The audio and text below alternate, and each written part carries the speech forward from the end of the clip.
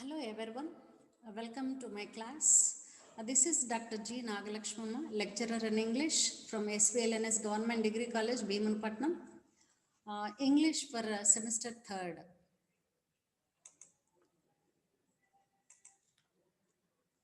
Coming to the poem, Once Upon a Time was written by Gabriel Okara.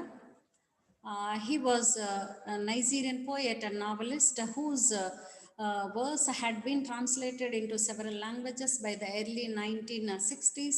He was educated at a government college, Umahia, which is one of the places in Nigeria. He worked as a bookbinder and later as an information officer at Enugu, which is a capital state in Nigeria.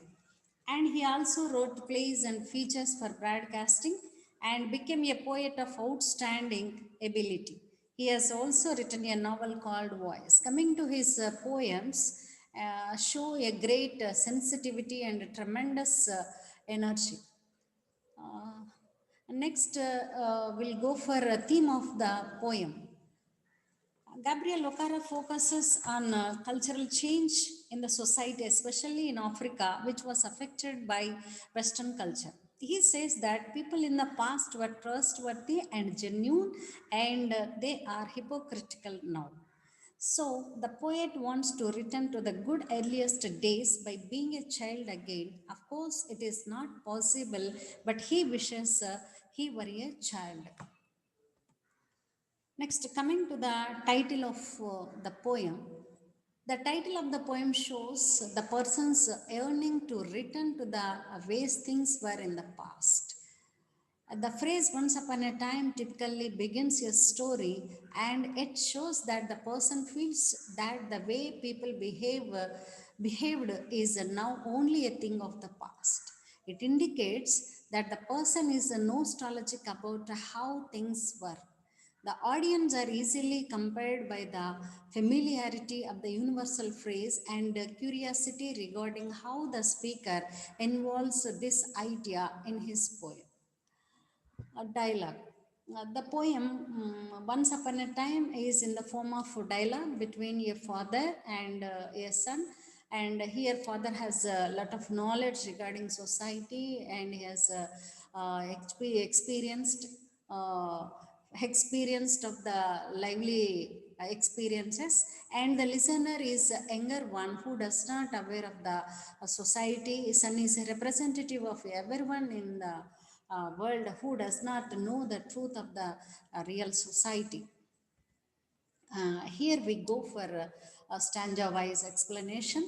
And coming to the first stanza, once upon a time, son, they used to laugh with their hearts and laugh with their eyes. But now they only laugh with their teeth while their eyes block cold eyes, such behind my shadow. Here, son is addressed by the father, and the very beginning, once upon a time phrase suggests things now are different from earlier times. Once upon a time is used in fairy tales which were not real. I think the poet feels that it is not real to possible to get back to the good old days where people were genuine and honest. Things now are different, especially in a bad way. According to the poet, the old days were good. And coming to the second and third line, they used to laugh with their hearts and eyes. The words to laugh with the hearts and eyes indicate sincerity and frankness. And coming to fourth line, but now they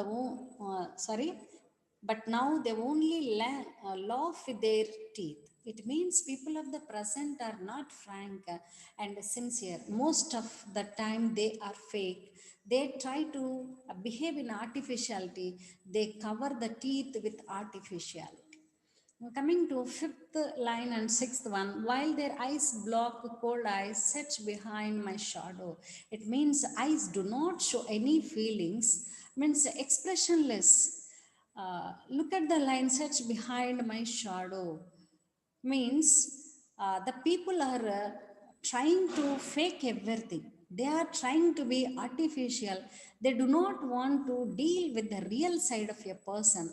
That's why they look at the shadow which is easy for them so that they can avoid the real person and deal with unreal thing that is a shadow, which is easy for them. Let's go to the second stanza. There was a time indeed they used to shake hands with their hearts, but that's gone, son. Now they shake hands without hearts, while their left hands search my empty pockets. Here, the poet wished to convey something. Again, the poet uses hearts and eyes, refers to emotions. And the poet feels that he has been stripped of real happiness. Stripped of means to take something away from someone. He has lost sincerity that he had long time ago. The present generation, people with their artificial nature, stripped real happiness of the poet, which means he has lost real affection or real love that he had long time ago. Coming to third stanza, feel at home, come again, they say. And when I came again and feel at home, once, twice, there will be no thrice, for then I find doors shut on me. And look at the poem. Here, feel at home means be relaxed and comfortable.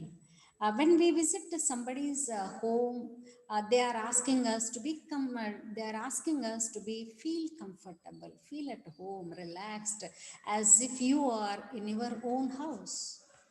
And really, they are asking like that. That's why we feel at home. Visit again, once, twice, it's okay. There will be no thrice, which means no third time. They don't invite us third time. I find the doors shut on me. It means people are not willing to invite us when we make frequent visits. Then why do they so? Why they are welcoming us? They say so in order to be in order to be formal, means polite, but that's not they mean, isn't it?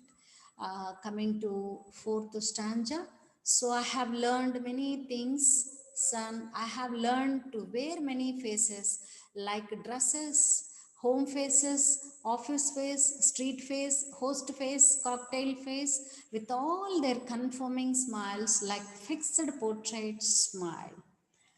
Here, the poet says that he had learned many things, where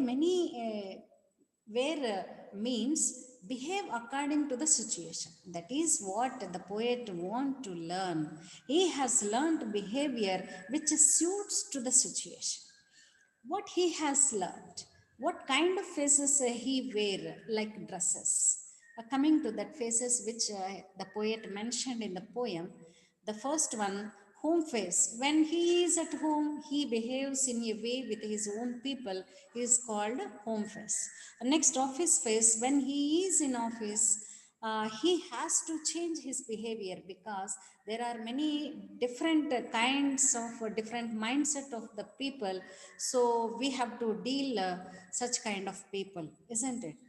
Coming to the street face, when he goes on the street, he meets different people and he has fake his own behavior because he cannot speak the truth. Moreover, people do not like truth. Host face. When you have guests in your home, you automatically become host. Sometimes you don't like them, even though you have to behave as a host, as if you really invite them. Coming to the last phase, cocktail parties. It is a formal social occasion when people gather in the evening times and they used to drink cocktails or other alcohol drinks. In these situations or parties, whether you like it or not, you have to keep smile on your face with all the confirming smiles. Like a fixed portrait smile. Confirming means to behave. Those who are attending the parties, they behave or they wear in a same way, but their smile is not real. The poet has to learn to wear cocktail face when he goes to the party, like a fixed portrait smile. Coming to the fifth stanza, and I have learned too to laugh with only teeth and shake hands without my heart. I have also learned to say goodbye. When I mean a good riddance, to say glad to meet you without being glad, and to say it's been nice talking to you after being bored. Here, the poet has learned how to give shake hands without heart. He has learned to become insincere or artificial way. Coming to fourth and fifth line, it seems you are happy when somebody is left because the person troubled you, maybe. And good riddance. What is the meaning of good riddance? Is a rude way of saying you are glad someone has left. And he has learned to say glad to meet you means happy. We say happy when we meet someone. Here, the poet has learned to say glad to meet you even when he is not happy, and also learned to say it's nice talking to you even after getting bored, also. That's why he has learned fake things. Coming to the sixth stanza, but believe me, son, I want to be what I used to be. When I was like you, I want to unlearn all these muting things. Most of all, I want to relearn how to laugh for my laugh in the mirror. Shows only my teeth like a snake's bare facts. Here, unlearn, to deliberately forget something that you have learned, especially something bad or wrong, literally. The poet learned to hypocrisy or artificial way of behavior. Now he wants to unlearn these things which he never liked these things. He wants to get rid of. What things he wants to forget or get rid of? Muting things. What are the muting things? Things that are changing all the time. For here, he mentioned the poet for means because, not the preposition here. The poet has learned to mute or silence his real feelings, which means he wants to become a real person like he was before. When he was looking in the mirror, he looks at him, he sees only his teeth. It indicates that there is no real happiness, it's all fake. His teeth compares here like a snake's bare fangs. Coming to seventh Sanja, the last one. So, show me, son, how to laugh. Show me how I used to laugh and smile. Once upon a time, when I was like you, here the poet asks to his son how to laugh, and he desires to laugh heartily or wholeheartedly. He wants to be a child again so that he can get back his natural behavior. That's all to the poem. Next one. Coming to the figures of speech are poetic devices in the poem used by the poet in Once Upon a Time. Figures of speech is a word or phrase that has a separate meaning from its literal meaning. See, let us see what are the poetic devices used in this one. Simile. Here we can find in this poem simile. Simile, coming to that simile, when something is compared to a different thing using the words like or as. For example, in the poem, I have learned to wear many faces like dresses. Here, here faces compared to dresses. And next, with all their confirming smiles, like a fixed portrait smile. Here, people's smile is comparing to portrait smile. It is a fixed one, not a real. And coming to last one, my teeth like a snake's bare fangs. Means here, teeth are compared to snake's bare fangs. Next, coming to here in this poem, one more figures of speech or poetic devices. And this is nothing but a metaphor. Uh, Metaphor is a direct comparison between two unlike things or ideas without using the words like and as. For example, time is money. Here, we have not used any words like or as. This is a direct comparison. Here in the poem, we can find out their eyes block cold ice. This means people's eyes are as cold as ice. Here, people's eyes are compared to ice. Next, coming to that tone of the poem, means here we can find out the tone of the poem philosophical, ironical, and nostalgic. Philosophical. Philosophy means the use of reason in understanding such things as the nature of the real world and existence. Here, the poet has understood that the real world which is existing now is not real. The poet gets back to his real nature. It shows the philosophical attitude here. Coming to satirical or ironic means criticizing people or ideas in a humorous way. The poet explained that if we go to someone's house a third time, they shut the doors on our face. He criticizes the behavior in a humorous way.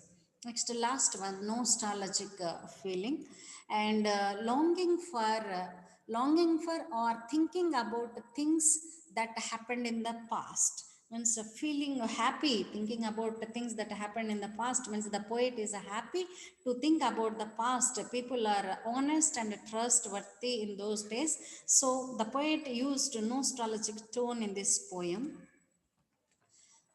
Coming to conclusion, the poem highlights the guilt and resentment an African man feels for himself to accept the culture of the Westernness.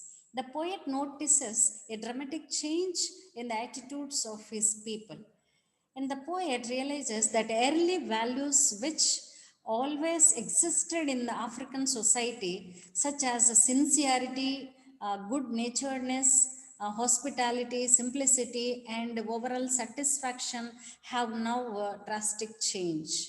The poet feels a great sense of guilt and self loathing and thinks about how fake he has become, losing his identity and unnatural smile plastered across his life.